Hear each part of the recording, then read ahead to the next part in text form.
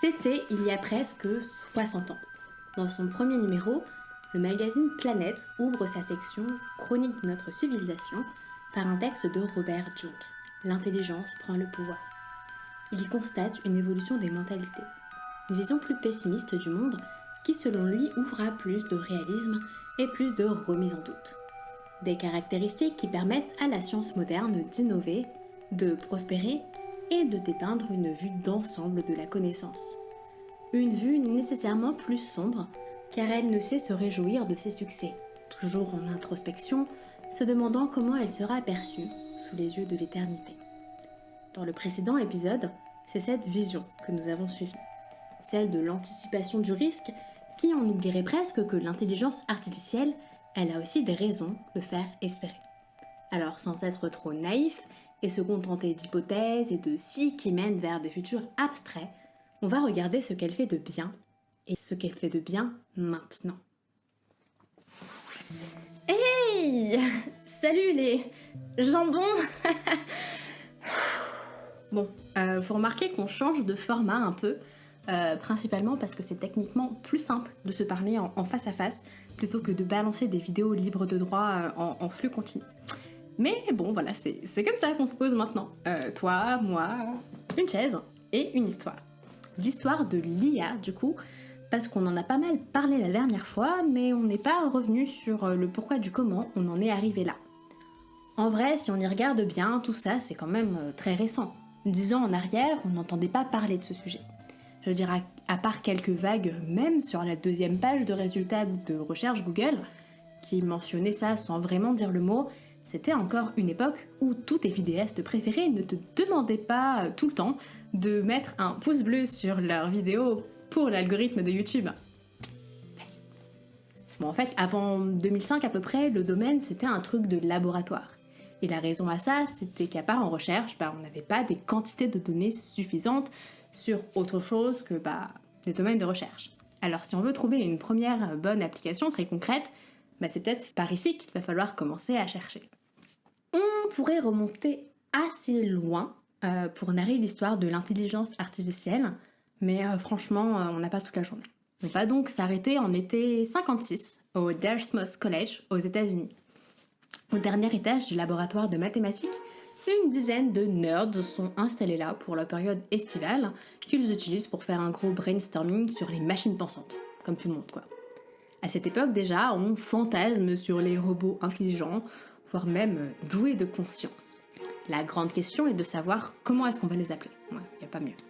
Il y a deux courants dans le domaine dans les années 50, la cybernétique et la théorie des automates.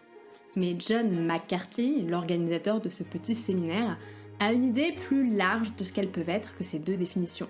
Pas de simple boucle de rétroaction, comme le décrit la cybernétique, et pas de simple système applicatif comme les automates.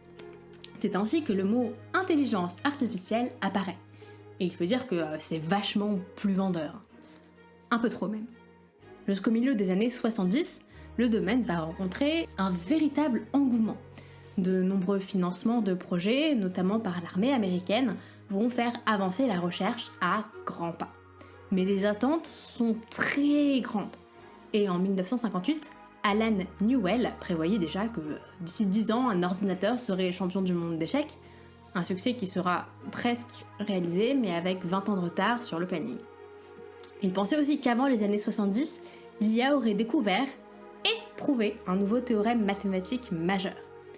Autant dire que les jobs des mathématiciens ne seront pas encore mis en danger par les ordinateurs. Bref, un optimisme qui va jouer contre le domaine de recherche, puisque les objectifs seront bien loin d'être atteints en 76, date à laquelle l'âge d'or de l'IA se termine, pour entrer dans son premier hiver avec des gels des financements pour une technologie qui ne tient pas ses promesses. Et jusqu'aux années 80, on n'entendra plus vraiment parler d'IA malgré la popularité très brève d'Elisa, le programme qui se faisait vaguement passer pour une psy en reformulant les phrases des utilisateurs. À la place, c'est des systèmes experts qui vont commencer à se développer à cette période. En se focalisant sur des problèmes bien plus simples, ces programmes vont avoir une unique mission qui est celle de remplacer une tâche extrêmement spécifique dans un seul domaine d'expertise. Mycin sera l'une des premières en 72.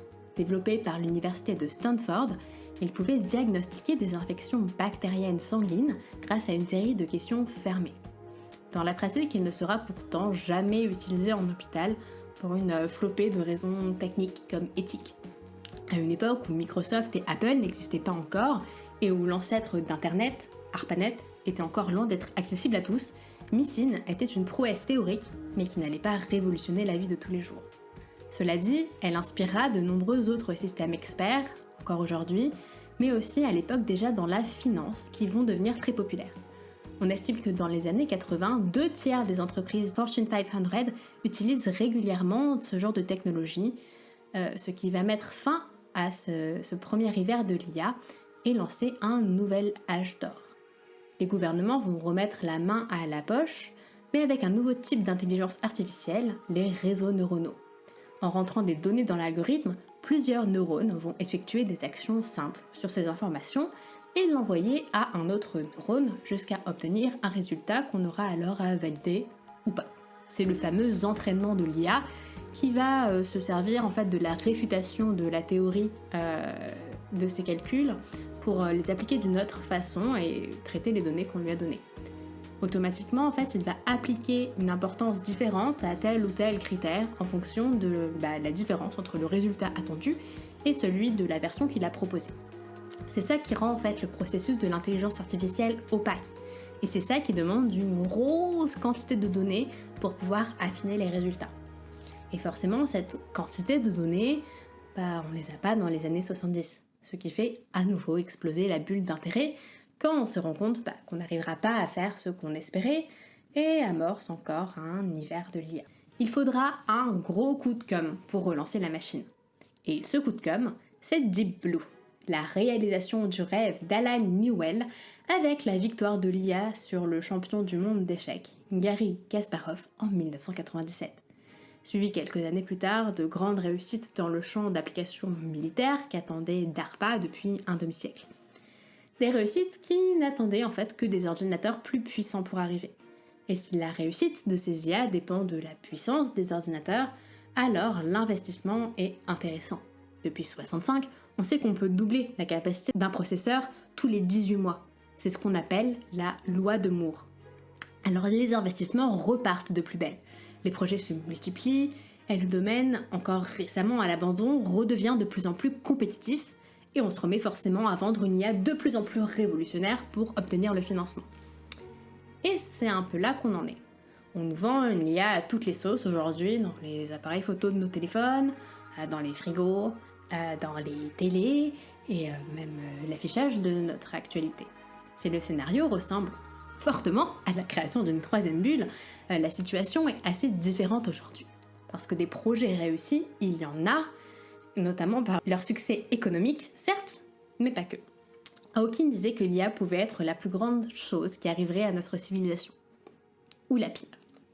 Si on a bien vu comment elle pouvait être dangereuse la dernière fois, il est finalement temps de voir comment elle pourrait aussi résoudre des problèmes qu'on ne saurait démêler tout seul. Dans le genre problème qui risque de demander un petit peu d'assistance, la question du dérèglement climatique, elle se pose là quand même. Profondément interdisciplinaire, la question explore des aspects sociaux, politiques, géologiques, météorologiques, biologiques, océanographiques et j'en passe. Et dans un monde de plus en plus spécialisé, Robert Jung rêvait déjà, en 1961 dans Planète, de machines pour nous aider à casser les frontières entre les disciplines qu'il voyait comme des œillères. Alors qu'Internet était encore loin de se faufiler partout dans nos foyers et que les ordinateurs les plus puissants tournaient avec probablement moins de RAM que les téléphones Wiko de nos jours, l'auteur propose: il faudra faire appel aux machines électroniques les plus modernes de récolte et de tri de l'information. Sans l'aide de ces machines, il serait à peine possible aujourd'hui déjà d'avoir une vue d'ensemble de la très riche moisson de résultats que les recherches partielles nous apportent chaque année, et encore moins de comparer ces résultats et de les relier les uns aux autres. Bon, alors avec ces données et ces machines, l'IA, elle peut faire quoi pour le climat? Comme on l'a vu avec notre petit historique, on va surtout commencer par voir ce qu'elle ne fera pas. Pour ça, faisons un petit peu un tour chez les gens qui sont spécialisés là-dedans. aux Nations Unies, il y a l'initiative Global Pulse, qui étudie l'utilisation du big data et des algorithmes pour le bien public. En 2016, ils avaient ainsi identifié 10 challenges de l'IA pour les organisations humanitaires.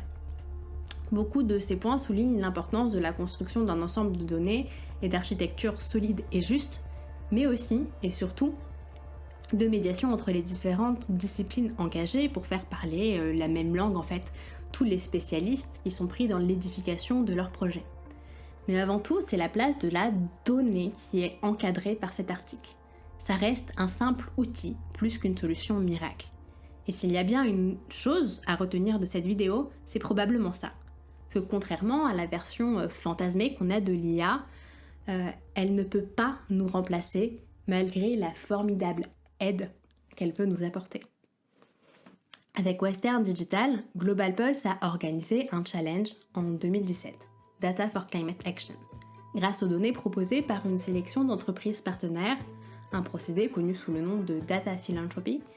Une demi-douzaine d'équipes de recherche ont été félicitées pour des projets sur 4 mois à partir de ces informations. Parmi les gagnants, Erdem, Erixi et Alper Erdogan ont construit un modèle capable de prédire la date optimale de plantation des graines de blé dans l'hémisphère nord. Une question qui fait sens quand le dérèglement climatique influe beaucoup sur l'agriculture et la production alimentaire. Mais avec toutes ces données et des IA pour les interpréter, le potentiel est là où toute l'interdisciplinarité de la question du climat se pose, les décisions politiques. Parce que nos gouverneurs sont au final des non-spécialistes du sujet et ont besoin de prendre en considération beaucoup de facteurs qui auront des conséquences dans basiquement tout. Des considérations qui ne sont pas forcément dans le champ de spécialité de chaque spécialiste, en tout cas pas dans tous les domaines. L'agrégation des données permet d'y voir plus clair à condition d'avoir une bonne compréhension de ce que ces chiffres veulent dire, avec de bons mathématiciens pour les interpréter et de bons gouvernements pour en faire un bon usage. En tant que petit particulier, si on veut faire un test, on va être limité sur ce qu'on peut avoir comme données, mais avec Climate Watch Data, on peut avoir quelques petites visualisations assez sympas. Pour rester dans le domaine de l'agriculture, on va regarder par exemple les émissions des pays de l'OCDE par sous-secteur. Et là, c'est quoi ça ? La ligne rose qui est clairement au-dessus du reste, ça correspond au P des vaches. Bon, on va essayer d'arranger ça en ratio par personne pour voir ce que ça donne. Bon, c'est un peu mieux, mais clairement, on voit bien que ça pourrait être un truc qui pourrait réduire l'impact de l'agriculture dans nos émissions de gaz à effet de serre, quoi. Après, est-ce que manger moins de vaches, ça va beaucoup aider à réduire ce chiffre ? Comparons avec l'Inde qui en mange quand même vachement moins que les autres pays. Et on voit de suite qu'on est sur des chiffres toujours importants, mais moins imposants dans le mix. Et on voit aussi la sérieuse montée des fertilisants synthétiques, la ligne en bleu-gris là, qui représente plus que la culture du riz depuis quelques années. Des indices qui sont donnés par ces collègues de données à grande échelle, elles pourraient permettre d'orienter l'action politique.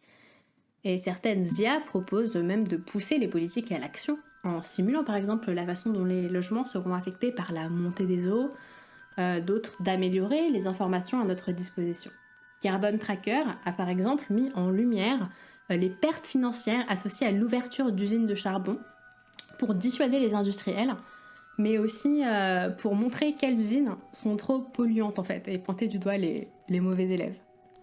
Bon bref, c'est des pas en avant pour l'environnement si on choisit d'utiliser ça correctement et surtout avec des sets de données correctes qui vont penser à prendre leur propre aspect, celui du big data qui est très polluant et qui va avec l'IA. Mais aussi pour notre société, parce qu'on a plein d'autres choses que l'aide à la gouvernance. C'est pas pour rien qu'en 2017, le gouvernement a confié à Cédric Villani la rédaction d'un rapport de 235 pages sur l'intelligence artificielle. Si les enjeux économiques et de recherche et développement ils sont évidemment au centre de ce document, les questions de souveraineté numérique et de démocratie ils sont aussi au cœur de ces préoccupations-là.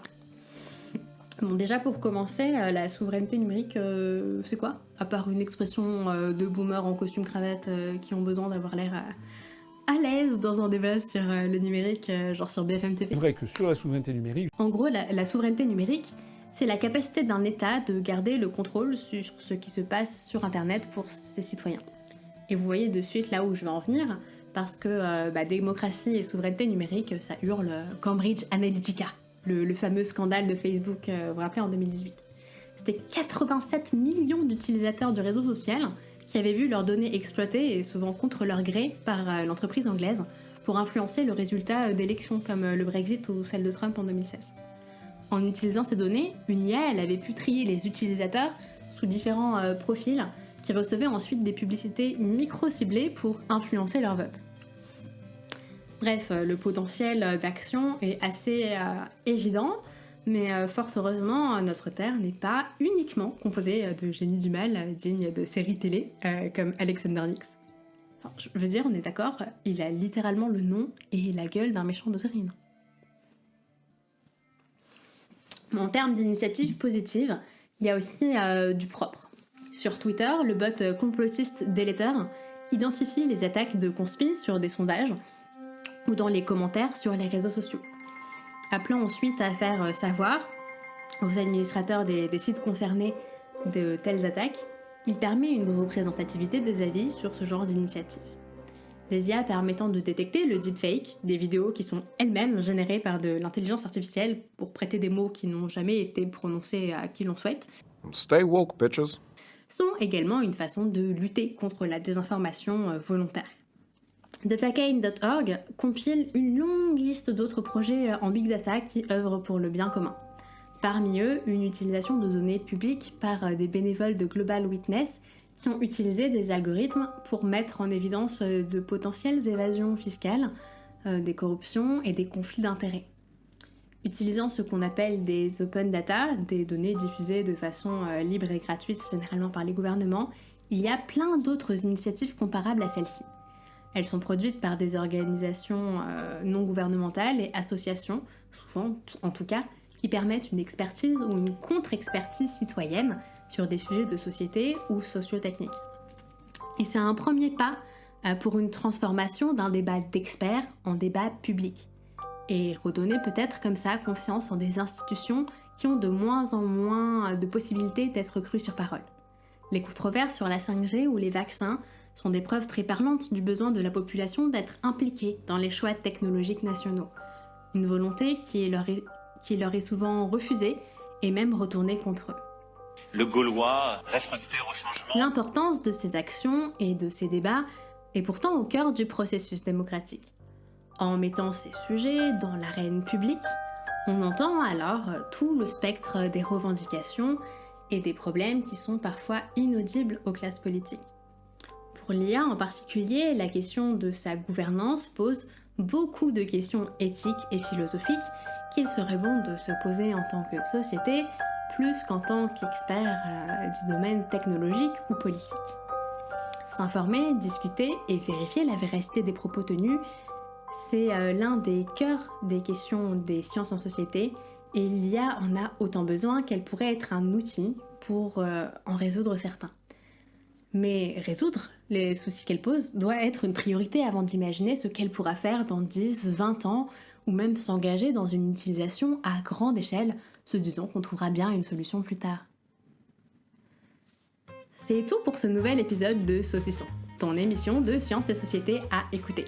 J'espère que ce changement de format t'a quand même plu et que t'en as pas marre d'entendre parler d'algorithmes surtout.